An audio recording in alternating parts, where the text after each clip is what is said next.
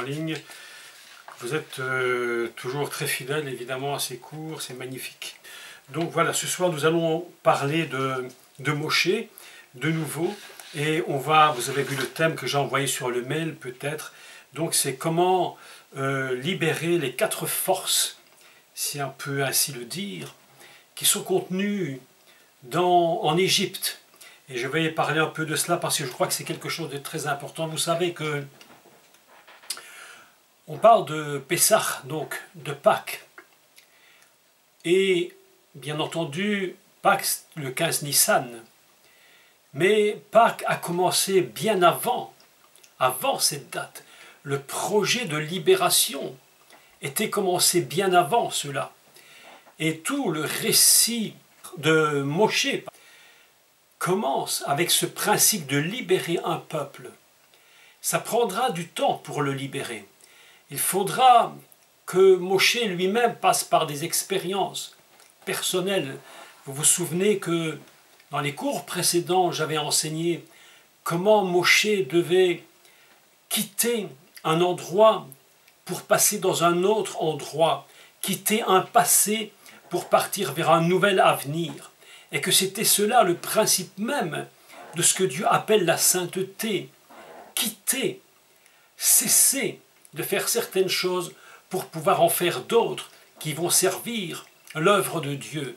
Ainsi, c'est très important de comprendre que Pessah, en réalité, commence vraiment avec Moshe lorsqu'il se trouve au buisson, c'est-à-dire lorsqu'il va entendre la voix de Dieu qui lui parle et qui va lui dire « Va libérer mon peuple ». C'est là que commence vraiment le processus de libération de ce peuple. Je vais expliquer pourquoi il y a un processus de libération, parce que il y a un texte très étrange d'ailleurs, qui m'a fallu beaucoup d'années pour comprendre. C'est lorsque l'apôtre Paul va dire « Je suis mort pour le monde », comme Christ est mort pour le monde. Alors évidemment, lorsque j'ai lu ce texte, je me suis dit, mais qu'est-ce que ça peut vouloir dire? Est-ce que Paul serait mort pour le monde de la même façon que Christ serait mort pour le monde? Évidemment pas. La mort du Messie, c'est la mort du Messie. Il n'y a rien qui la remplace, ni Paul, ni personne. Mais que veut-il dire? Eh bien, il va pas expliquer, mais donner, j'allais dire, un sens à ce qu'il est responsable lui-même de ce que Dieu a mis en lui dans sa propre vie. Écoute, je vais expliquer ça parce que c'est un peu complexe, mais c'est important par rapport à Moshe. Lorsque Dieu nous appelle pour le servir et pour aller gagner des âmes, gagner des personnes à la connaissance de Christ et en faire des disciples, il faut que ces âmes soient littéralement en nous. Et vous et moi, nous portons en nous j'allais dire, une quantité d'âmes que Dieu nous a réservées à nous. Et si nous n'allons pas vers ces âmes, eh bien, nous aurons nous-mêmes à rendre compte à Dieu de ce que nous n'avons pas été vers ces personnes qui sont littéralement en nous. C'est pourquoi Paul dit, en fait, il paraphrase, il dit « Je porte en moi tout ce que Dieu m'a donné. » Et nous-mêmes, nous avons, vous et moi, en nous des personnes, des âmes qui nous sont propres. Et à qui Dieu a donné la responsabilité d'aller dans le monde, dans nos familles, dans ceux qui nous entourent. Pourquoi j'explique cela? Parce que en réalité, Moshe, lorsqu'il se trouve au buisson, Dieu va donc lui faire une déclaration importante. Il y a donc cette déclaration qui est très importante et qui dit ceci: Vayomer Anori Elohe Avicha, Elohe Abraham, Elohe Yitzhak, Ve Elohe Yaakov. Je suis le Dieu de ton père, le Dieu d'Abraham, le Dieu d'Yitzhak et le Dieu de Jacob. Autrement dit, nous sommes en train de comprendre que ces 4 dimensions très importantes, le Dieu de ton père, d'Abraham, d'Isaac et de Jacob, sont 4 dimensions qui sont enfermées en Égypte. Elles sont là enfermées. Le peuple lui-même sait très bien qu'il a la notion de ce qui va se communiquer, ce qui va engendrer la notion père. Il sait qu'il a Abraham, il sait qu'il y a Yitzhak, il sait qu'il y a Jacob. Tout ça est compris totalement dans le peuple d'Israël qui est enfermé en Égypte. Et lorsque Dieu parle à Moshe, il lui dit « Moi, je suis le Dieu ». Et ces forces-là, donc la force de la promesse, de la libération, la force de celui qui est Yitzhak, qui est l'accomplissement, et puis alors cette force extraordinaire qui est Yaakov et qui contient en lui, et qui va se révéler plus tard, Israël, tout ça est dans un enfermement total. Et il est impossible à qui que ce soit sur cette terre d'aller vers des personnes ou d'aller vers des peuples si ces peuples ne sont pas littéralement en nous. Je ne vais pas vers quelque chose que je ne porte pas en moi. Je ne peux qu'engendrer ce que j'ai en moi. Je ne peux engendrer les âmes que je porte en moi. C'est pourquoi lorsque nous allons vers les perdus avec un cœur débordant pour les amener à la connaissance du Mashiach, c'est parce que réellement nous les portons en nous. Nous sommes comme enceintes, véritablement enceintes, de ce que Dieu nous a réservé. Ainsi, vous allez voir quelque chose de très intéressant au niveau de la gématria du nom de Moshe. Si vous prenez Moshe, en réalité, il fait 345. Nous avons le même, le Shin et le He. 345. Et que lorsque vous additionnez ce chiffre, vous allez trouver quelque chose dans son nom. La valeur 12. Et vous savez comme moi que ce qui est enfermé en Égypte, ce sont les 12 tribus.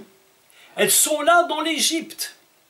Les 12 fils sont là. Ils ont engendré. Et là, il y a tous les enfants d'Israël qui sont repris dans ces tribus. Et il va falloir que ces tribus sortent de l'Égypte. Et Moshe lui-même, dans sa valeur, à l'intérieur de lui-même, il contient cette valeur des 12 tribus. Il les porte en lui. Et Dieu sait très bien que c'est le seul qui pourra aller vers Pharaon et libérer ce peuple de ce pays d'Égypte. Autrement dit, Moshe porte en lui ces 12 tribus. Et si vous regardez la deuxième partie de la valeur de la gématria de Moshe, c'est 12, donc 3, 2 et 1, et Dieu va lui donner un appel sur 3 niveaux. Et les 3 niveaux, c'est celui-ci. Dieu va lui dire, va, première chose. La deuxième, tu feras sortir. Et la troisième, vous me servirez sur cette montagne. Autrement dit, Moïse contient le peuple et en même temps un appel très particulier qui va emmener le peuple sur la montagne pour recevoir les 10 paroles. Et vous voyez que ça nous rappelle immédiatement les paroles du Messie qui dit, lorsqu'il va être enlevé au ciel et il parle à ses disciples, il leur dit, allez par tout le monde, allez. Et puis il va leur dire, guérissez les malades, guérissez-les, libérez-les, libérez. Et puis il leur dira, et faites des disciples. Autrement dit, vous allez me servir. Vous voyez que dans l'appel de Moïse, on a exactement la même résonance que les paroles que va dire plus tard Yeshua le Mashiach.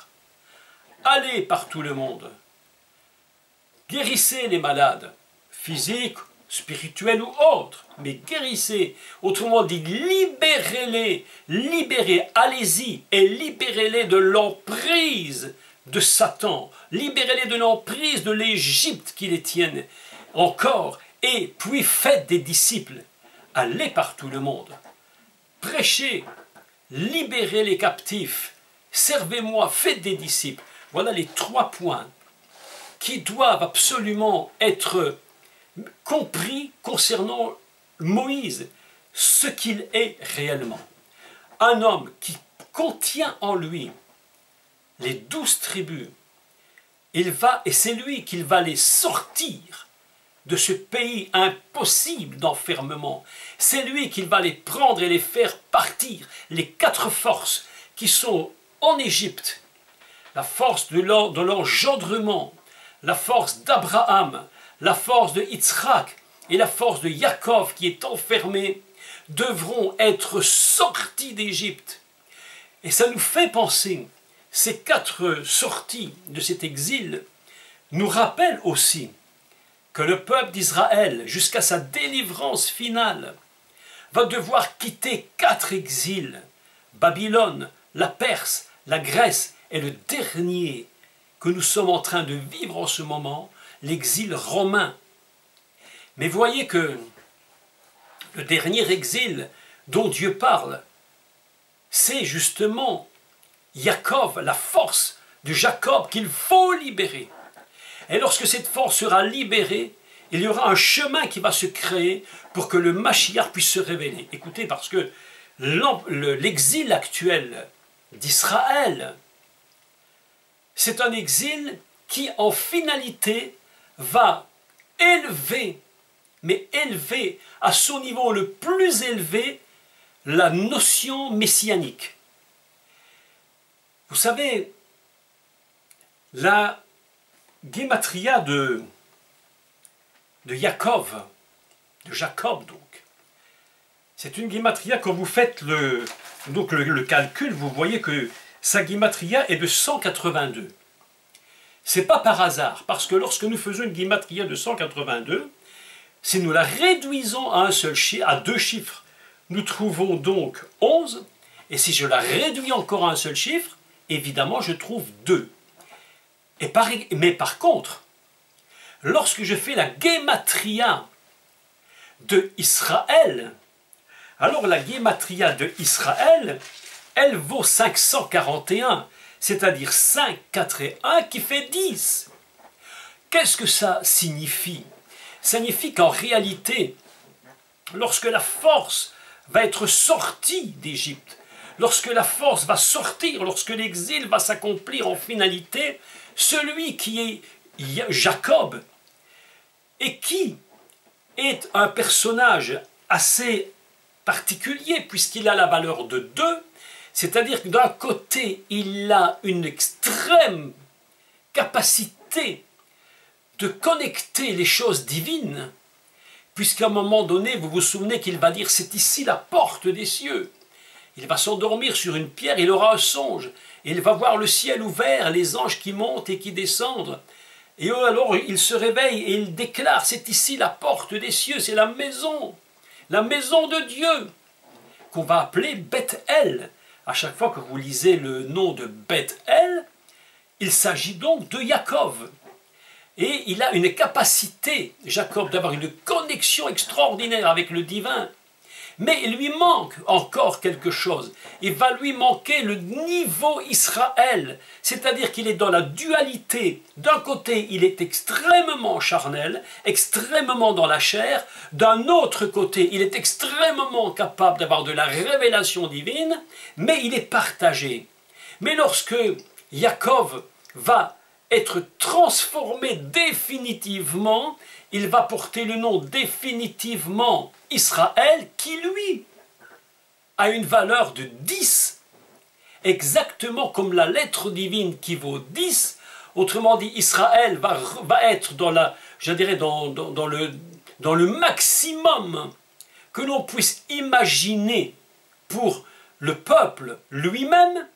Lui qui était partagé, tout d'un coup va devenir 10, comme la première lettre du nom divin, comme le calcul d'ailleurs que l'on fait à partir du tétragramme 5 et 5, 10.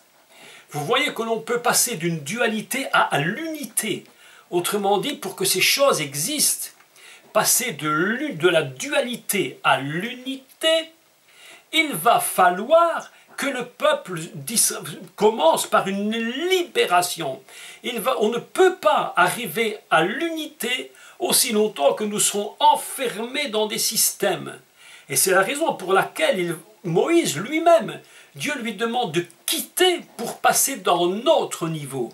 Et lorsqu'il lui dit « ôte de tes pieds les chaussures que tu as mis, que tu as », il faut que tu quittes cette dualité pour passer dans le domaine de l'unité. Et d'ailleurs, si vous regardez le livre de Josué, vous allez voir qu'au chapitre 5, dernier verset, avant la prise de Jéricho, Dieu dira exactement la même chose à Josué. « ôte les chaussures de tes pieds, car le lieu sur lequel est un lieu saint. » Parce que tu vas prendre possession de quelque chose. Mais pour prendre cette possession, tu as besoin d'être libre. Tu as besoin d'être libre. Beaucoup de gens ne sont jamais libres parce qu'ils ne quittent pas. Mais voilà le passé. Mais voilà que Dieu appelle Moshe. Et il lui dit, Moïse, Moïse, Moïse, écoute, tu vas aller vers Pharaon. Tu vas sortir le peuple et vous me servirez sur la montagne.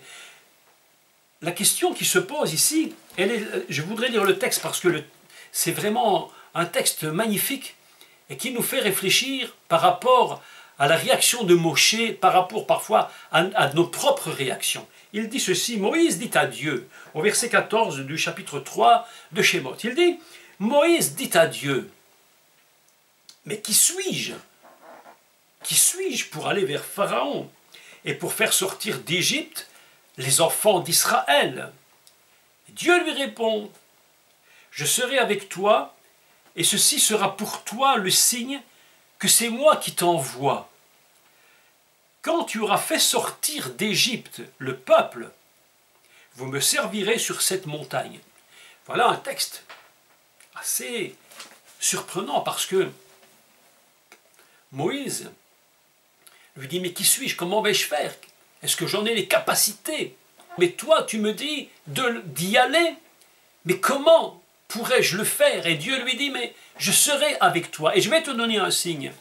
Et le signe qu'il lui donne, vous allez remarquer, est un signe très très très surprenant.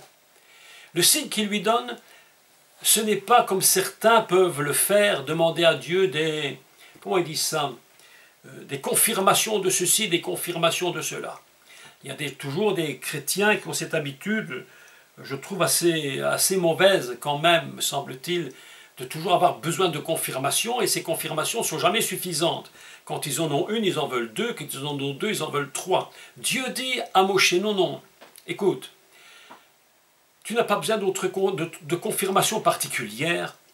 Le signe que c'est moi qui t'ai choisi, le signe que c'est moi qui t'ai accompagné, c'est lorsque tu verras le peuple me servir sur cette montagne. Autrement dit, tu n'as besoin de rien d'autre que d'apprendre à faire ce que je te dis de faire. Je te demande d'aller, je te demande de sortir. Le peuple ne te pose pas d'autres questions. Et le signe, c'est lorsque tu verras. Vous savez, mes amis, on demande souvent des signes avant les choses, et si Dieu donne le signe après l'accomplissement. Seigneur, donne-moi un signe pour savoir si je dois faire ceci ou cela. Mais Dieu te dit, obéis d'abord.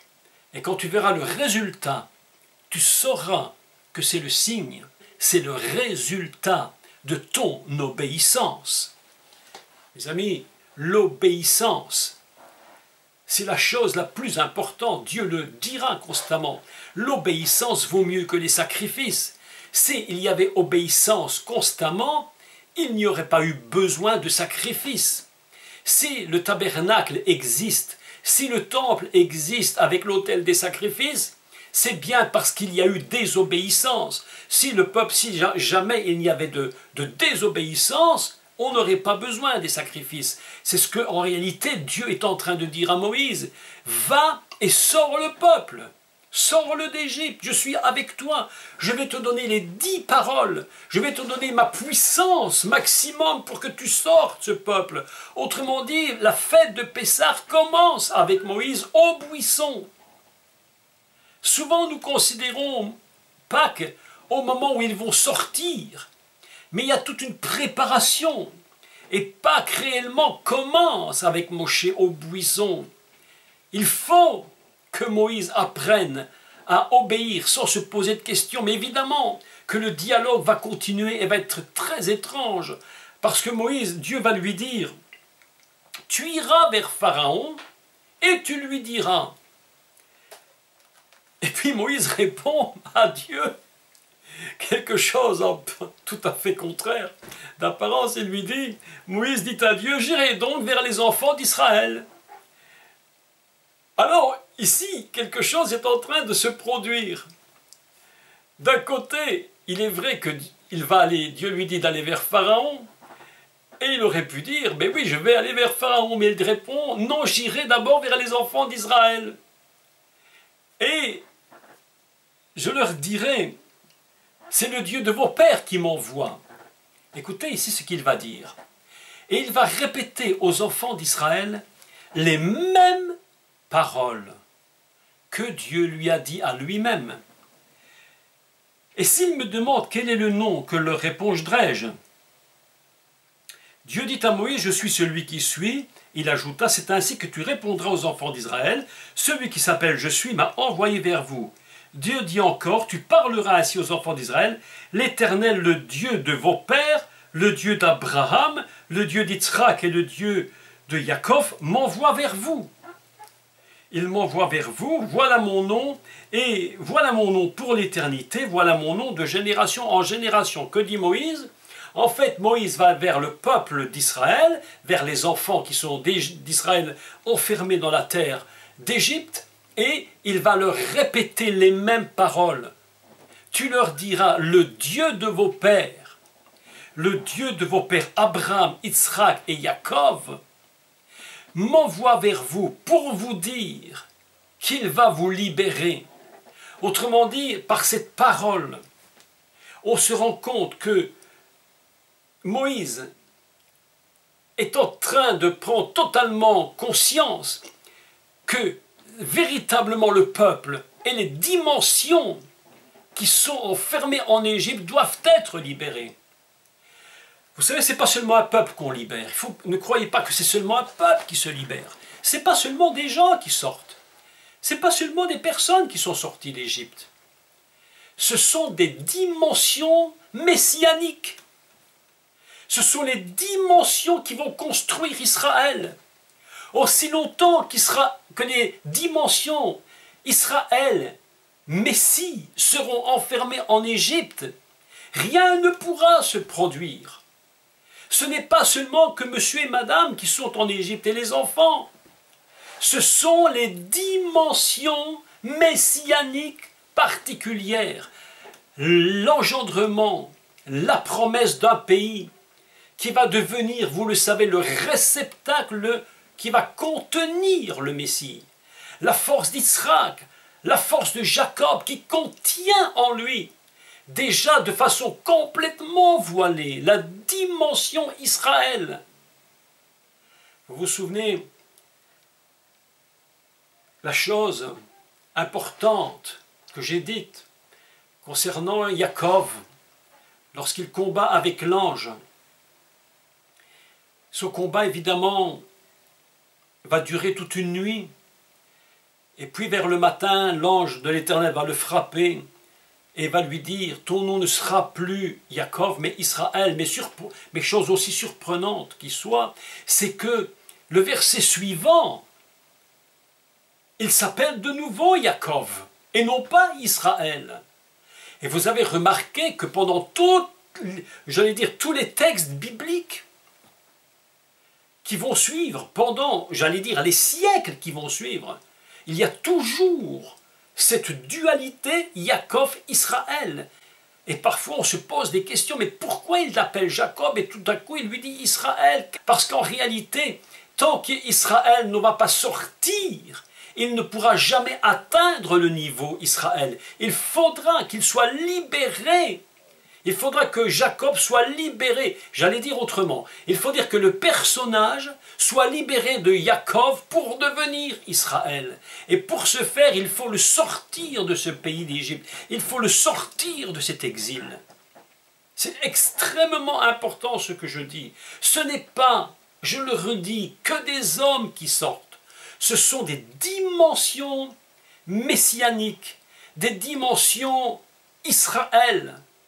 Ils vont quitter, et pour que ces choses puissent être sorties d'un enfermement total, Dieu va déployer sa totalité de puissance en donnant les 10 paroles à Pharaon. Vous vous souvenez? Vous savez, vous connaissez aujourd'hui, depuis qu'on le dit, et puis je sais que vous suivez d'autres cours ailleurs, et vous avez raison de le faire. S'ils sont bons, vous avez raison, que les valeurs de la Bible ne sont pas par hasard. Dieu n'a pas libéré les forces d'Égypte avec 5 ou 6 paroles.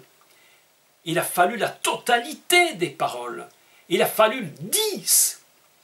Et que ce 10 est un code de la totalité de ce que représente le divin. C'est pourquoi, lorsque Abraham va rencontrer Malkitsédek, il va lui donner quoi? 9, 11, 12, 5? Non, 10. On se discute beaucoup dans nos églises depuis déjà bien des années sur la dîme.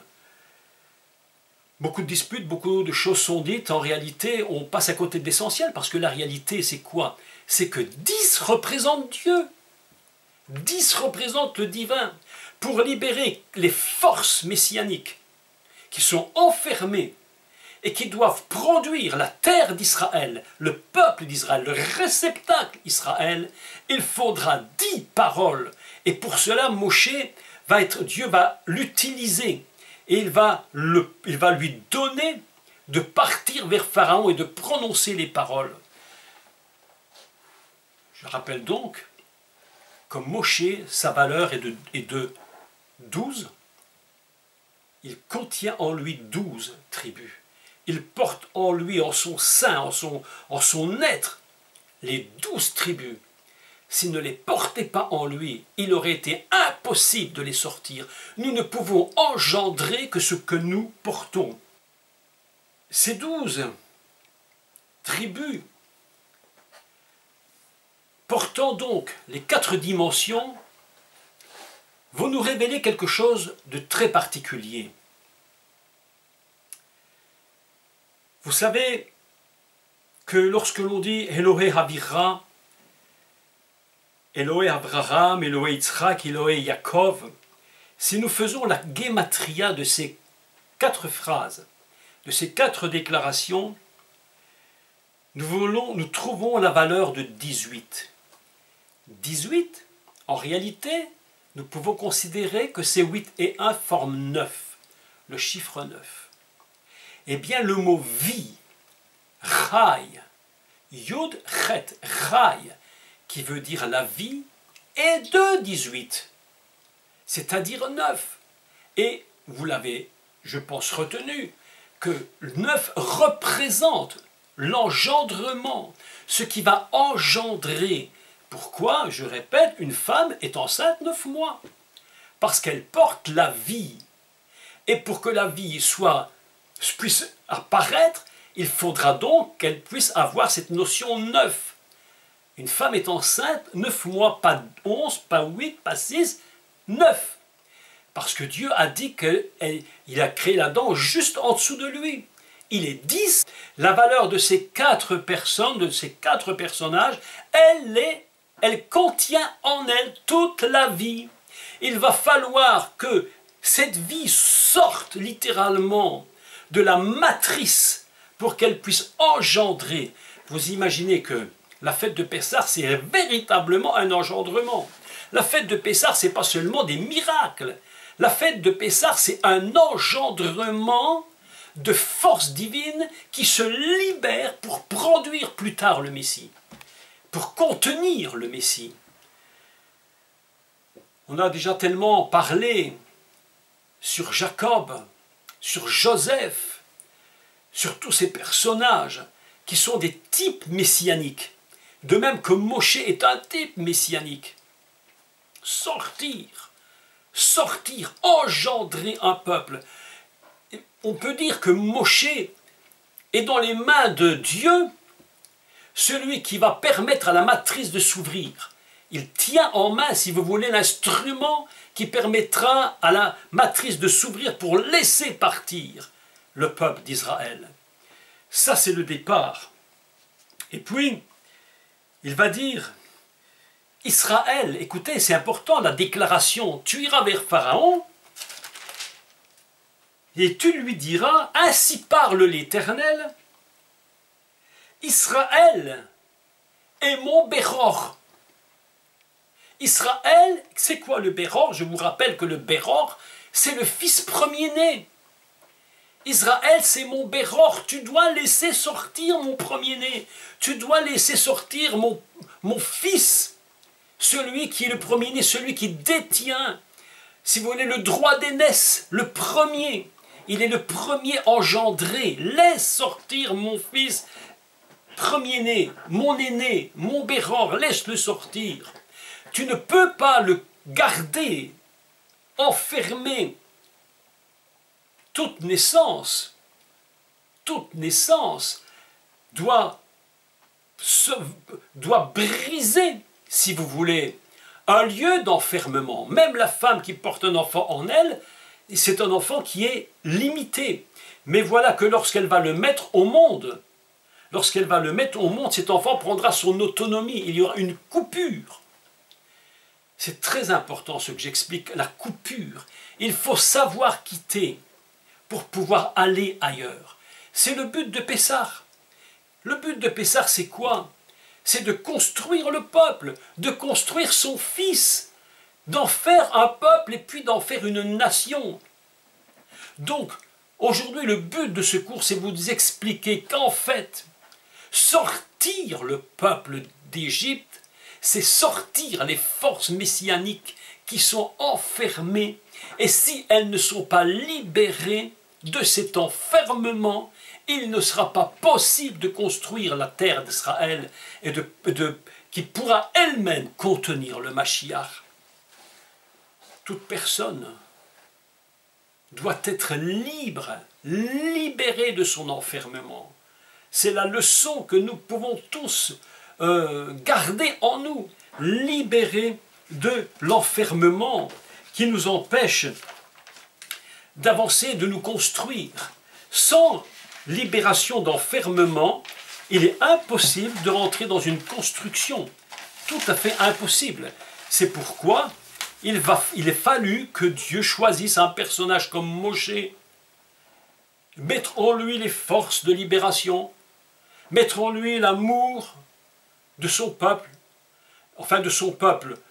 de ses frères, de ses sœurs qui sont en Égypte, mettre en lui cet amour, ce désir profond, lui donner la capacité d'aller, de libérer.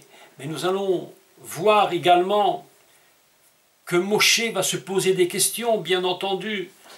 Il va se poser ces questions se demandant, mais s'il me pose des questions, qu'est-ce que je vais leur dire? Et puis Moshe va se demander, est-ce que le peuple me croira? Mais vous voyez que malgré ces questionnements, Moshe est capable de quitter et de partir. Voilà une leçon très grande que nous devrions tous comprendre aujourd'hui, c'est que nous devons porter en nous ce que Dieu nous a donné, réaliser, parce qu'en finalité, la Bible nous dit quoi? Elle nous dit que toute écriture est inspirée de Dieu. Pourquoi? Pour nous convaincre, pour nous enseigner. Quel est le modèle, quel est l'enseignement de ce texte de Moshe au buisson? C'est justement que nous-mêmes, Dieu nous appelle en tant que disciples du Mashiach à porter en nous, à réaliser que nous portons en nous ce que l'Éternel nous a donné. Ce que je porte en moi, vous ne les portez pas. Je suis responsable des enfants que Dieu m'a donnés. Il y a un texte qui parle de ça. Les enfants que Dieu m'a donnés. Tu es responsable des enfants que Dieu t'a donnés. Ce n'est pas moi qui pourrai les libérer. Dieu t'a donné, ne doute jamais que Dieu t'a donné à toi la même force qu'il a donnée à Moshe pour aller et libérer ceux qu'il t'a donnés, afin que tu ailles, que tu les sortes et que tu en fasses des disciples qui vont servir Dieu. C'est pourquoi la guématria de Moshe, elle est à la fois 12 et elle est à la fois 3. 12 tribus, 3 fonctions dans l'appel. Aller, libérer et servir. Vous voyez que, et je suis convaincu d'ailleurs que dans toute la Torah, il n'y a aucun hasard, on le dit à chaque fois, mais c'est une tellement grande vérité que tout est écrit pour que nous comprenions. Mes amis, je suis convaincu, mais convaincu d'une chose qui va peut-être vous surprendre. Il y a aujourd'hui, le 21 septembre 2017, des milliers, des dizaines et peut-être des centaines de milliers de pasteurs, de prophètes, d'évangélistes, d'apôtres, d'enseignants qui sont morts. Morts, pas parce qu'il était enseignant ou pasteur ou prophète, mais parce que jamais on a été les libérer dans leur enfermement et tous ceux que Dieu avait prévus qui auraient pu être ces ministères extraordinaires n'ont jamais pu pratiquer ces ministères parce que la responsabilité qui était la nôtre d'aller libérer ces personnes, les sortir de leur enfermement et les amener à servir Dieu dans le ministère que Dieu avait prévu pour eux, cela ne s'est jamais produit. Et c'est notre responsabilité aujourd'hui, à vous et à moi, d'aller dans le monde libérer les captifs. D'ailleurs, c'est ce que Yeshua va dire. Je suis venu pour libérer les captifs. Mais si nous n'allons pas libérer les captifs comme l'a fait Moshe, et les sortir de leur enfermement, eh bien tous les ministères qui avaient été prévus, eh bien ils ne seront jamais visibles. Et ces gens, beaucoup d'entre eux, sont morts sans jamais avoir connu même ce que c'était que le nom de Yeshua. Qui est responsable? Si si Moshe n'était pas allé vers Pharaon et lui dire « Laisse sortir mon fils bien-aimé », mes amis, mais aujourd'hui, à l'heure où nous sommes, mais jamais il n'y aurait de peuple d'Israël, jamais il n'y aurait de Pessah, jamais il n'y aurait de fête de l'Éternel, il n'y aurait absolument rien si Moshe n'avait pas obéi. Autrement dit, vous comprenez que la valeur de Moshe est tellement importante. Lorsque je vous dis qu'il vaut la valeur des 12 tribus et qu'il a en lui cet appel de libérer, d'aller et de servir Dieu. Mais aujourd'hui, nous n'aurions aucune fête, même Israël n'existerait pas. Même Israël n'aurait jamais pu être construit. C'est parce que Moshe était obéissant. Quelle leçon, mes amis, mais quelle leçon pour nous, pour vous, pour moi. Si nous n'allons pas chercher ce que Dieu a mis en nous, et la valeur qui est en vous, Dieu la connaît. Ceux qu'il a mis en vous, il les connaît. Mais si nous n'allons pas, tous ceux qui avaient été prévus par Dieu lui-même, pour être des pasteurs, des prophètes, des évangélistes, des docteurs, des enseignants, eh bien, ils ne verront jamais le jour. Et c'est pourquoi des milliers et des dizaines de milliers sont aujourd'hui dans les cimetières, sans jamais avoir eu l'opportunité d'un jour mettre l'appel de Dieu qui était sur leur vie en valeur, en pratique. Pourquoi? Parce que beaucoup n'ont jamais été. Le travail d'un disciple, c'est d'aller, de libérer les captifs et de leur donner la capacité de servir Dieu. C'était, je crois, la grande leçon qu'on tire de ce texte. Libérer les forces divines placées en Égypte. Si vous regardez les gens autour de vous, et que vous avez une autre vision d'eux, si vous les regardez, si vous dites mon cœur est pour eux, je veux vraiment les gagner pour la cause de Dieu, si vous les portez en vous, et si vous avez quelques fractions de seconde, la capacité de voir en eux ce que Dieu peut voir. Parfois je regarde les gens, je me dis, mais un tel là-bas dans cette rue, s'il était à Christ, s'il était venu, libéré de son Égypte, mais demain, mais probablement Dieu fera avec lui quelque chose de fantastique. Il serait peut-être un grand évangéliste, un grand ministère. Je me rappelle, et vous peut-être vous connaissez, mais je pense que oui, cette merveilleuse histoire de David Wilkerson, qui avait décidé de partir dans les bas-fonds de New York, parmi les drogués, tous ces jeunes qui étaient des gangs, vraiment de meurtriers. Mais il est parti, il en a gagné un spécialement, Nicky Cruz. Il était en lui, c'est une âme que Dieu lui avait donnée. S'il n'y avait pas été, eh bien je vais vous dire, cet homme serait mort. Nicky Cruz serait mort à ce jour sans jamais avoir été un grand évangéliste. Pourquoi? Parce que ce que Dieu met en nous doit nous porter à aller chercher les captifs et les sortir de leur Égypte. Voilà l'histoire de Moshe. C'est de cela que l'on parle. Beaucoup de guématria, beaucoup de chiffres, beaucoup d'explications numériques pour vous montrer que dans la Torah, Dieu a tout calculé. Lorsque Dieu parle de Moïse, tout est calculé. Son nom, sa valeur, ce qu'il représente, ce qu'il porte en lui, sa capacité pour libérer un peuple. Aujourd'hui, si nous sommes ici, mes amis, écoutez-moi. Si aujourd'hui vous êtes là devant votre écran à m'écouter, si je suis là devant mon écran à vous parler, c'est parce qu'un jour, un homme qui s'appelle Moshe a accepté d'aller et de libérer les enfants, ses frères, ses sœurs du pays d'Égypte. C'est grâce à Moshe que Israël existe aujourd'hui. C'est grâce à Moshe que le réceptacle s'est construit.